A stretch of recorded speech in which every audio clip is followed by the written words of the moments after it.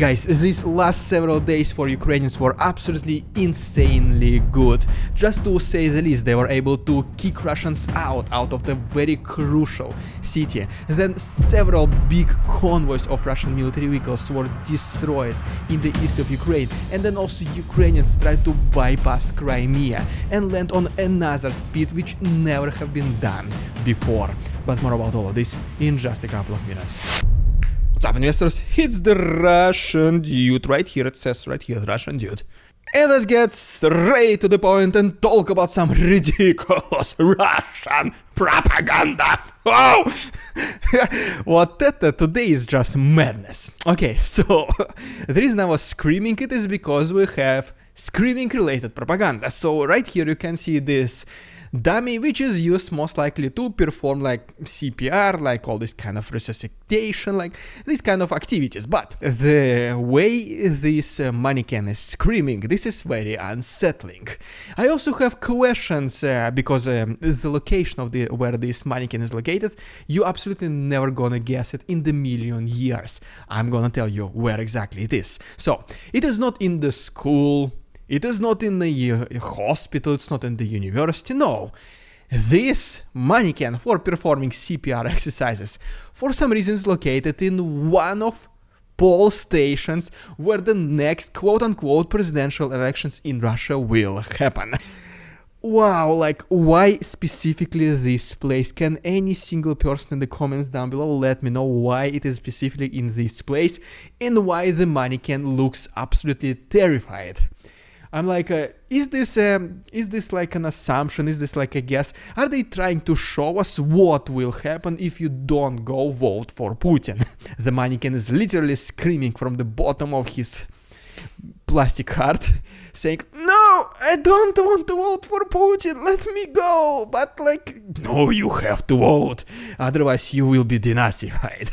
That's the only reasonable explanation I see here for this picture. And by the way, guys, last video I did promise you that if we do reach 241,000 subscribers, I'm gonna reveal you what's on the back of this hoodie, because there is something. Well, we did it, thank you so much, here comes the grand reveal. And as you can see, in the back of this hoodie there is a blue finger snap, the iconic move I do in the beginning of every single The Russian Dude episode for the last 7+ hundred videos. And yes, every single one of you can also buy this already legendary hoodie with 15% discount right now on The Russian Dude website, therussiandude.com, and also this iPhone or Samsung case, which is my personal favorite. I'm using it every single day, in addition to several other pretty cool clothes. Guys, go ahead and check it, the link is down below. And since some of you asked for some more reveals, okay, let's make another deal. As soon as we reach 242,000 subscribers, I'm gonna reveal my, I don't know, let's say so, legs. so if you want to see if I do have legs or not, if I can stand and things like this, so just please go ahead and subscribe to my channel and like this video, guys. Thank you so much. Right, now let's get serious, and now let me give you a pretty quick update from the south of Ukraine, where Ukrainians try to bypass Crimea in the brand new place. And then I'm gonna talk about the situation in the east, where two major, pretty successful events for Ukrainians happened recently. And so yes, first of all, speaking about the south in Zaporozhye frontline, specifically in Novoprokopivka, Ukrainians using several first-person view drones were able to destroy at least two military armored vehicles of Russians. The very first one is 2C1 Gvozdika self-propelled artillery system or howitzer, and the second one is a BMD-4. Both of these machines were completely obliterated with very cheap Ukrainian drones, making it yet another very successful investment by the Ukrainian military. Next we go to Crimea, where, believe it or not, there is still bridgehead by Ukrainians, and Russians at this point cannot do any single thing to push Ukrainians away from this area, such as, for example, you can see in this next video two Ukrainian Marines holding their defenses in the fortress next to Crimea, and they are approached by at least 4 Russian soldiers. 3 of them are eliminated by Ukrainians, and 1 Russian soldier, he was held captive. He was being captured as a prisoner of war, and then using one of Ukrainian drones led to the position of Ukrainians, pretty much adding him to the exchange fund for the future. And then, speaking also about the drones, we have a video also allegedly from one of the southern or eastern front lines, where you can see that Ukrainians are not even abandoning their drones on the battlefield. I mean, what I'm trying to say here is that you remember several videos whenever Russian infantry was advancing, then they're being destroyed by Ukrainians, and then Russians sometimes do not even pick up their injured comrades. Well, here is on the other hand, Ukrainian side. Whenever there's a Ukrainian drone which was not able to reach its target, but it is still functional, and Ukrainians, they still try to rescue even their own relatively cheap drones, which shows you the big difference in two armies of the world. And by the way, just one last thing about Crimea before I forget, before I move to Crimea. So you remember also several days ago, or like a week ago or so, there was also a video when only one Ukrainian Marine was defending its positions against a dozen of approaching Russians, and he was able to be successful. Well, this video when it's 2 Ukrainians against 4 Russians, it is still extremely heroic because they are in disadvantageous positions, but they're still able to hold their ground.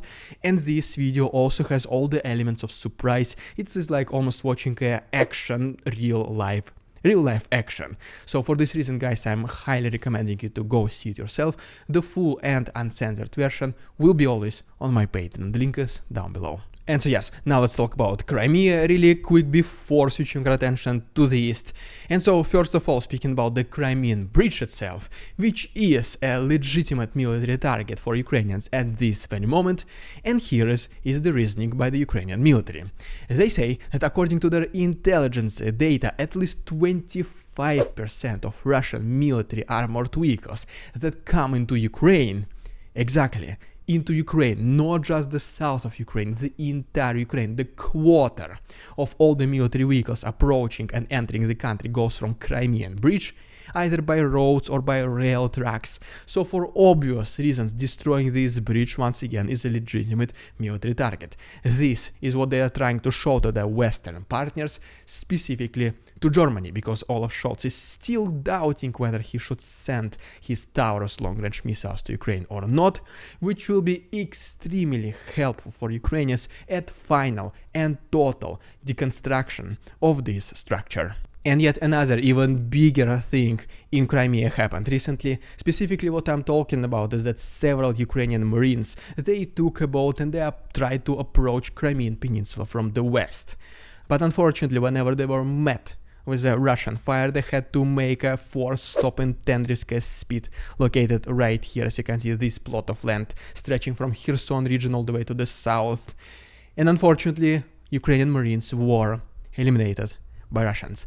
Russians then were also able to capture their boat, as you can see from this picture, and also munition, body armor, protection, other military-related items, and obviously weapons of those Ukrainian Marines. This was a truly heroic attempt, unfortunately unsuccessful one by Ukrainians, but this does show that something like this is possible in the future.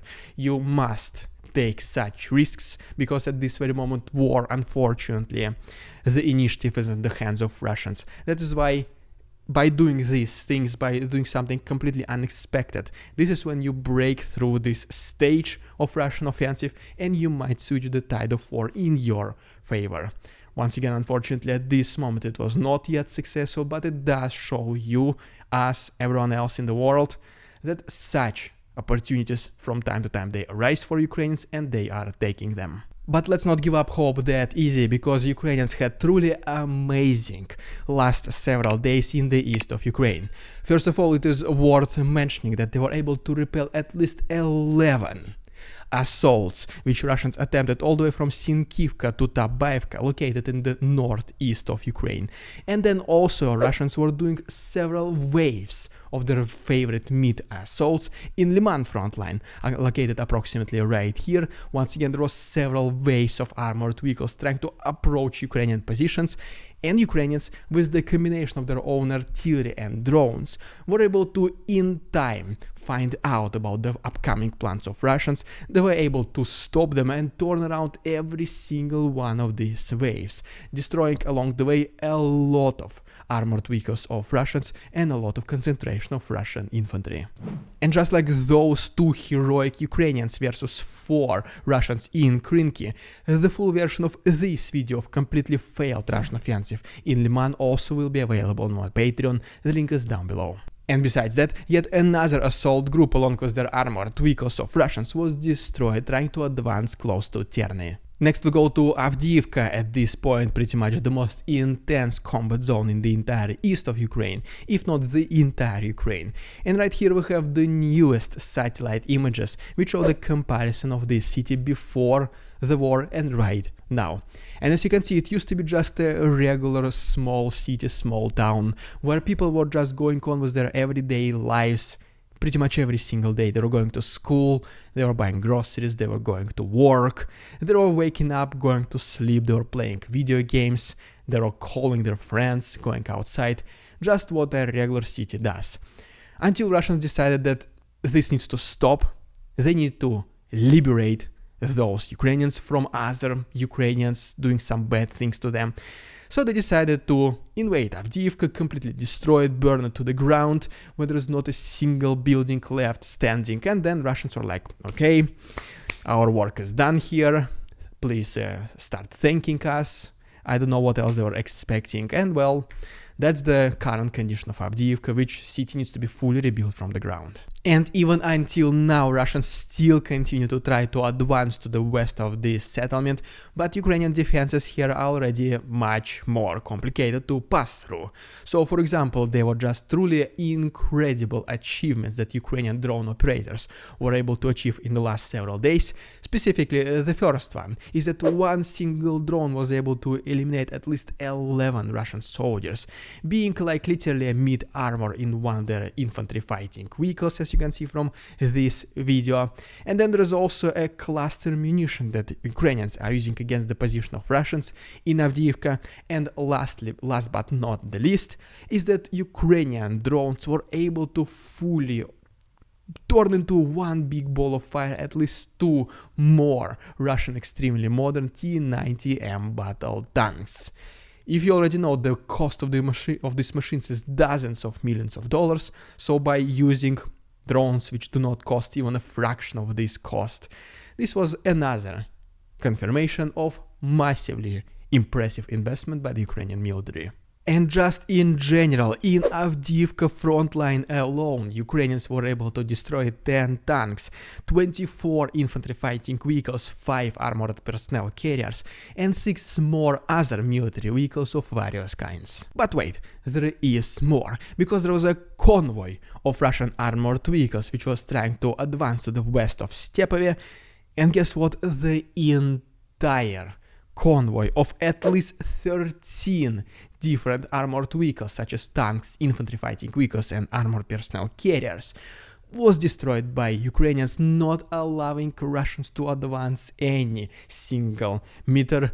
This is just at least one of the massive news that we received from the east in the last several days. This is the light at the end of this long and dark tunnel of Russian offensive in the east. And yet another incredible news that came to us recently, also from the east, is that Russians tried to enter Krasnohorivka, and reportedly even some of them were able to do it. And this is pretty crucial city because it is located to the north of Marinka, which, as you already know, Russians tried to capture for the last several months.